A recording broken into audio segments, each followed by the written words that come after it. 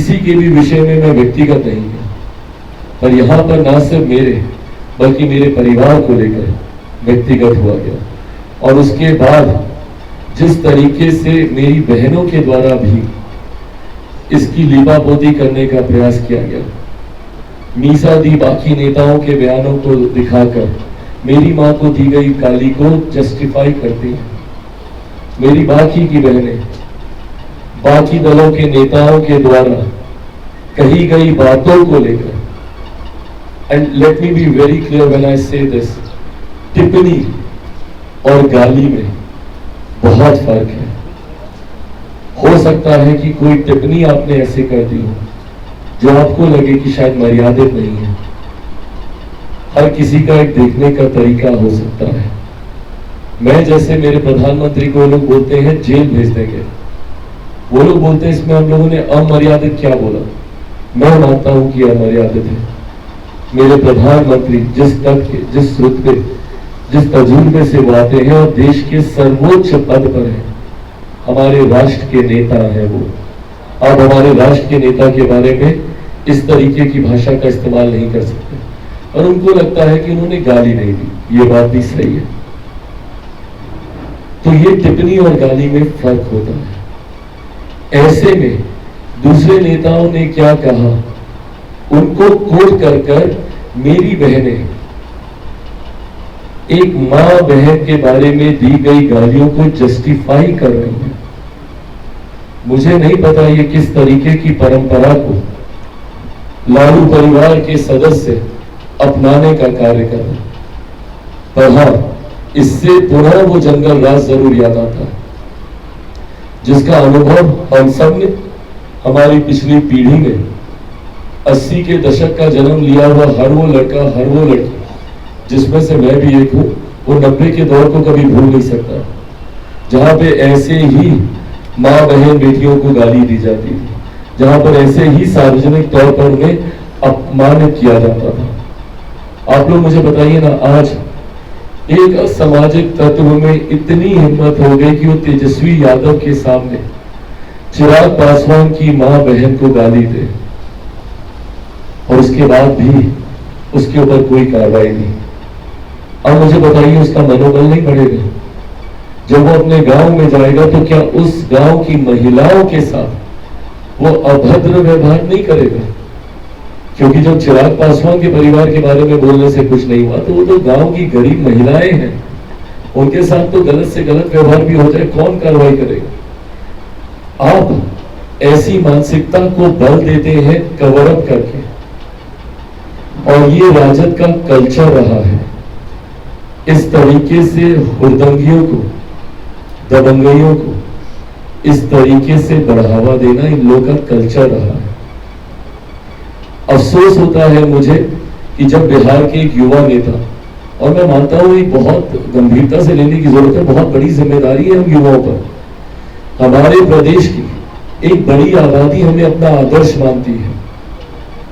मेरे अपने कई ऐसे साथी हैं जो मुझे अपना आदर्श मानते हैं, तेजस्वी जी के भी कई ऐसे कैडर हैं जो उन्हें अपना आदर्श मानते हैं।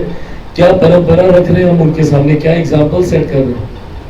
हमें ऐसे प्रेसिडेंट सेट करने की जरूरत है उन लोगों के सामने, ताकि भविष्य में कभी इस तरीके की घटना को अंजाम देने के बारे में वो लोग नहीं सोच पाए जो हमें अपना आदर्श मानते हैं।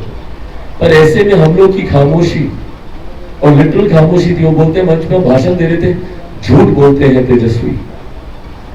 आप वो वीडियो देखिए, भाषण नहीं दे रहे थे, वो मौका दे रहे थे उस व्यक्ति को अपनी बात समाप्त करने का। वो व्यक्ति मंच से उसने कनेक्ट बना के रखा हुआ था, वो मंच से कनेक्टेड था। वहां पर उनकी पार्टी के एक और नेता जो मौजूद थे, उनका नाम ले लेकर वो बात कर रहा था, भैया भैया बोलकर उनको संबोधित कर रहा था। वो भैया भी उनके सामने हाथ जोड़ रहे थे। तो वो व्यक्ति मंच से कनेक्टेड था, प्रत्याशी उनकी उस दिशा में देख रही थी। ये तमाम बातें वीडियो प्रमाणित करता है, मैं कोई गलत नहीं बोल रहा हूँ, आप उसको रिवाइंड करके पॉज करके आप देखिए। ऐसे में बोलना कि हम भाषण दे रहे थे, कोई बोलती है कि भाई मंच में शोर हल्ला गाना बज रहा था, कुछ नहीं था भाई, खामोशी थी। उस व्यक्ति की आवाज स्पष्ट सुनाई दे रही थी। तो ऐसे में खामोश रहकर हम मौन सहमति दे रहे हैं ऐसे असामाजिक तत्वों की मानसिकता को, जो बिहार में मां बहन बेटियों के अपमान को जायज मानते हैं। ऐसे में आने वाले दिनों में बिहार की जनता को बहुत गंभीरता से अब ये निर्णय लेना है। सरकार हम लोग को वापस चाहिए, जिसने 15 सालों में बिहार को बर्बाद कर आज भी बिहार से बाहर पीढ़ी दर पीढ़ी लोग रहने को मजबूर हैं। क्यों? क्योंकि 90 का दशक ऐसा था। 90 के दशक से पलायन किए हुए लोग दूसरे प्रदेशों में गए, वहीं पर उन्होंने नौकरी की, वहीं पे उन्होंने घर खरीदा, शादी की, बच्चे पैदा किए और आज उसी प्रदेश के होके रह गए। उनकी 2-2, 3-3 पीढ़ियां उस प्रदेश में रह गई इन्हीं कारणों की वजह से, और आज वही आहट दोबारा सुनाई दे रही है। इस बात को अंडरलाइन कर लीजिए, राष्ट्रीय जनता दल के नेतृत्व वाली, इनके गठबंधन वाली कोई भी सरकार बिहार या किसी भी लोकसभा में इनके नेता अगर जीत कर जाते हैं तो उस लोकसभा में वहां की मां बहन बेटी, गरीब वंचित दलित शोषित परिवार के लोगों का रहना असंभव हो जाएगा। एक और उदाहरण आप लोग के समक्ष में रखता हूं। जमुई की यह घटना है, महाराजगंज की यह घटना है, कल की यह घटना है। मैंने अपने सोशल मीडिया प्लेटफॉर्म पर इन वीडियोस को भी मैं साझा कर रहा हूं। संभवतः आप लोगों के सामने भी ये जानकारी आई होगी। महाराजगंज जमुई में, जमुई विधानसभा के अंतर्गत, वहां पर बूथ नंबर 73 और 74 में श्री अमित कुमार भगत को राजद के नेता के द्वारा अमित कुमार भगत के परिवार की पिटाई की गई। क्यों? क्योंकि उन लोगों ने एनडीए के पक्ष में मतदान किया।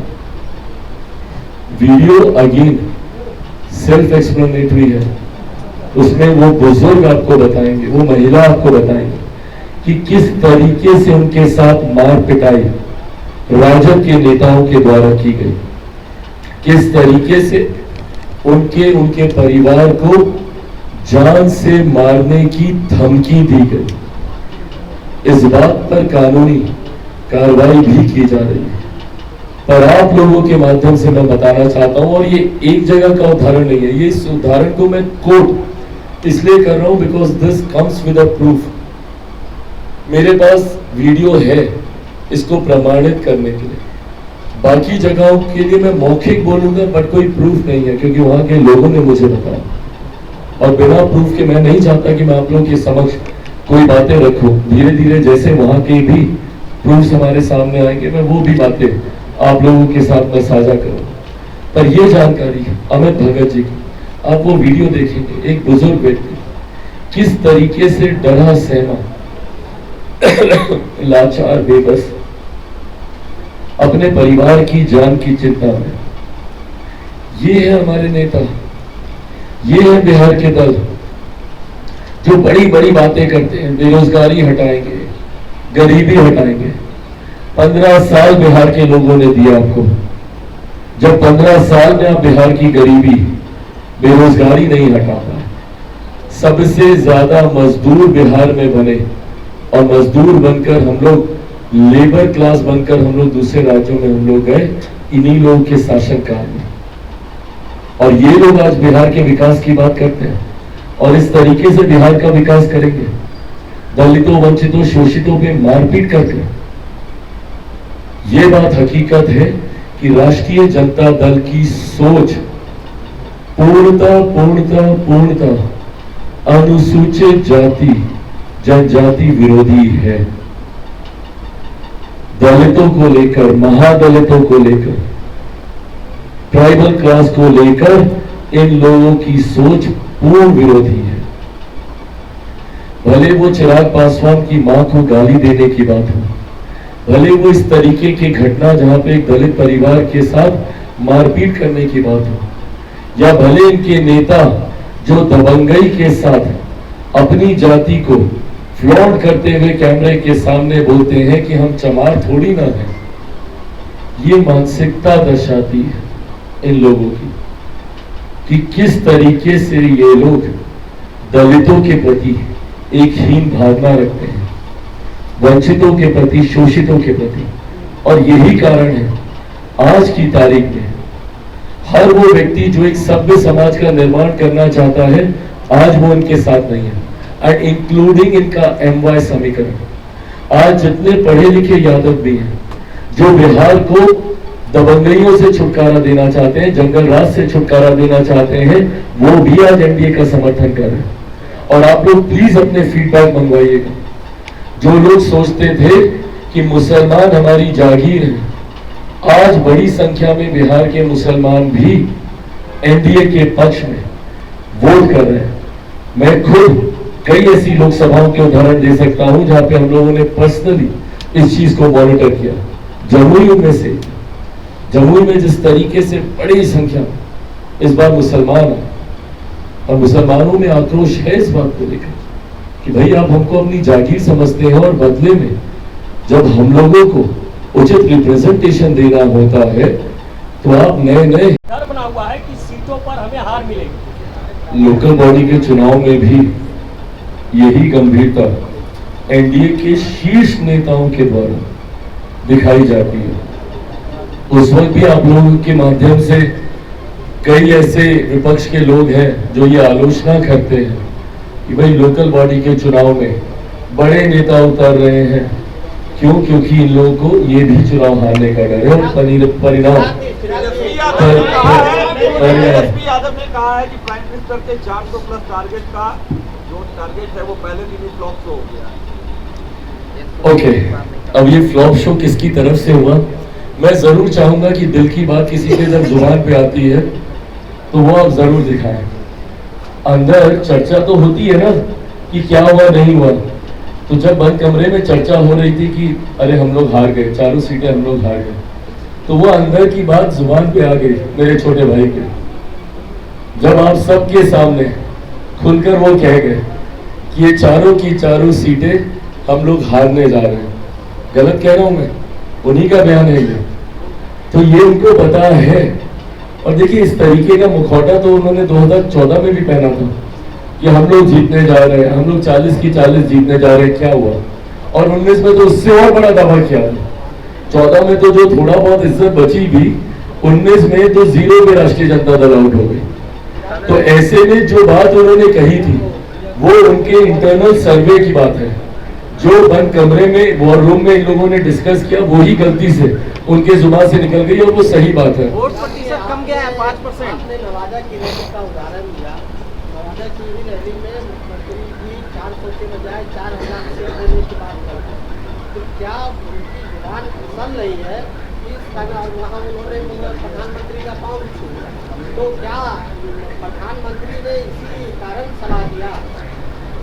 जिस तरीके से देखिए, जब आप मंच पर होते हैं, जब आप भाषण दे रहे हो, कई बार एक स्लिप ऑफ टंग भी होता है। लोगों का उत्साह सामने इतना होता है, तमाम तरीके से जिस तरीके से लोग उत्साह में, जोश में सामने नारे लगा रहे होते हैं, वो माहौल अलग होता है। स्वाभाविक है कई बार नेताओं के बोलते बोलते, पर हाँ आप उनकी भावना को अगर आप देखें तो भावना तो वही थी ना कि ज्यादा से ज्यादा, अधिक से अधिक सीटें हम लोग जीतेंगे।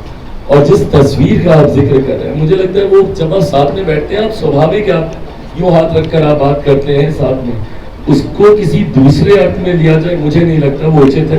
दोनों नेता, एक हमारे प्रधानमंत्री हैं, एक हमारे मुख्यमंत्री हैं, दोनों का एक अपना कद है, अपना स्तर है, और दोनों लंबे समय से देश की, बिहार की राजनीति में उन्होंने अपना मुकाम बनाया है। ऐसे में मुझे नहीं लगता कि किसी दूसरे भाव से इन तस्वीरों को या इन बातों को देखा जाना चाहिए। वोट प्रतिशत काफी कम गया है 2019 से अभी 5%। मोदी बोले थे 5% बढ़ेगा, यानी 10% घट गया। तो मोदी जी से लोग उठ गए कि नेताओं से उठ गए? क्या नहीं, जैसा मैंने कहा कि NDA के कैडर में तो उत्साह था, बट जिस तरीके से इंडी अलायंस या महागठबंधन जो भी है, उनके कैडर को पता है कि भैया मिलना कुछ है नहीं, जिसको वोट देने जा रहे हैं वो पहले ही हारा हुआ है, तो काहे हम धूप गर्मी में जाकर अपना पसीना हम लोग बहाएं। पर ये सोच से मैं बहुत ज्यादा सहमत नहीं हूँ। हर किसी को इवेंचुअली इवेंचुअली सब निकलना चाहिए। नहीं, सबसे कम बिहार में हुआ क्योंकि बाकी राज्यों में फिर भी विपक्ष कहीं ना कहीं टक्कर देने की सोच रखता है। बंगाल में ज्यादा हुआ क्योंकि वहां पे ममता बनर्जी जी हैं, वो सोचती है भैया हम खून पसीना बहाएंगे, नहीं पसीना नहीं, खून बहाएंगे तो हम वोट पा लेंगे। जिस तरीके से बंगाल में घटनाएं सामने आ रही हैं, जिस तरीके से मारपीट की जा रही है, तो वो सोच है, तो उस तरीके से वो एग्रेशन वहां से भी दिखता है। पर बिहार में विपक्ष का कैडर पूरी तरीके से मुरझा चुका है, विपक्ष के कैडर में कोई जोश नहीं है, इसीलिए प्रतिशत घटा। मैं आपके माध्यम से आने वाले फेजेस में मैं जरूर आग्रह करूंगा विपक्ष के पक्ष के अपने तमाम वोटर से कि भारी से भारी संख्या में जाएं और अगले फेज में मत प्रतिशत को 100% के करीब लेकर जाने का प्रयास करें। बहुत बहुत धन्यवाद। जय हिंद। तमसो मां ज्योतिर्गमय गुरुकुल शिक्षा मंदिर संस्थान के साथ बनाए अपना भविष्य। रेगुलर और प्रोफेशनल कोर्सेज, सेकेंडरी और senior secondary courses, law, teachers training courses, pharmacy and nursing के साथ पैरामेडिकल में डायरेक्ट एडमिशन पाए। वेबसाइट विजिट करें या दिए गए नंबर पर कॉल करें। हमारा पता है गुरुकुल शिक्षा मंदिर संस्थान, कल्याण चौक, DS कॉलेज रोड, कटिहार। हमारा वीडियो अगर आपको अच्छा लगा हो तो आप हमारे वीडियो को शेयर करें, लाइक करें, हमारे चैनल को सब्सक्राइब जरूर करें। धन्यवाद।